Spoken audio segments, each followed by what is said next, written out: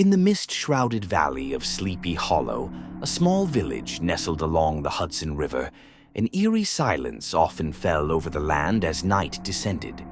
The townsfolk knew the stories well, the tales of ghosts and specters that haunted the woods and fields. But none was more terrifying than the legend of the Headless Horseman. The Horseman, they said, was the restless spirit of a Hessian soldier who had lost his head to a cannonball during the Revolutionary War. Each night he rode forth from his grave, searching for his missing head. The Horseman was feared by all, especially on dark, moonless nights when the air was thick with fog.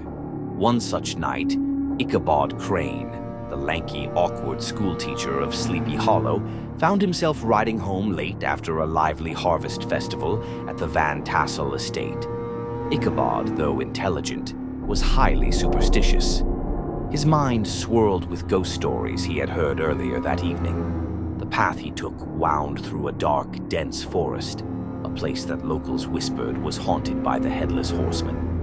As Ichabod rode along the shadowy trail, the only sound was the steady clop of his horse's hooves. The night air was cool and damp, and a thick fog began to creep along the ground. Suddenly, Ichabod heard a sound, a rustling in the trees, followed by a low, rumbling growl. He tightened his grip on the reins, his heart pounding in his chest. His horse, sensing his fear, whinnied nervously.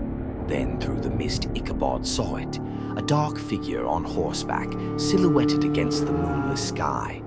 The rider was clad in black, his cloak billowing like a dark shadow. But what made Ichabod's blood run cold was the rider's head, or rather, the absence of it.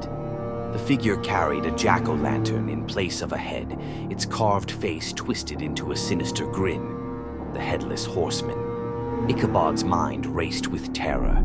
He dug his heels into his horse's sides, urging the animal into a desperate gallop. The horseman gave chase, the thundering of hooves growing louder and closer. The wind howled through the trees, and branches reached out like skeletal fingers, clawing at Ichabod as he rode for his life. He remembered the bridge, the old wooden bridge over the brook, where the horseman was said to vanish, unable to cross running water. If he could just reach it, he might be safe. But the horseman was gaining on him, the gap between them closing with every beat of his panicked heart. As Ichabod neared the bridge, he could feel the horseman's icy breath on his neck. He pushed his horse harder, the animal's muscles straining as it leapt onto the bridge. For a moment, Ichabod thought he had escaped. But then, with a sudden, dreadful cry, the Headless Horseman raised his arm and hurled his flaming pumpkin head straight at Ichabod.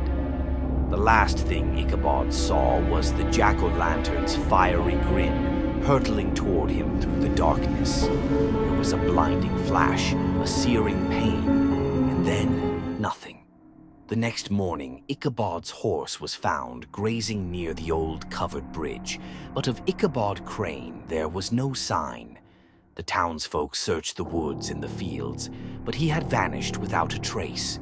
Some said he had been spirited away by the horseman, others that he had fled in terror, never to return. All that remained of him was a shattered pumpkin lying in the dust by the bridge. And so the legend of the Headless Horseman grew, a story whispered by the fireside on cold, dark nights, a tale of terror that still haunts the quiet, misty hollows of that mysterious valley. And if you listen closely, on a windy autumn night, you might still hear the ghostly hoofbeats echoing through the trees, the Headless Horseman riding once more in search of his lost head.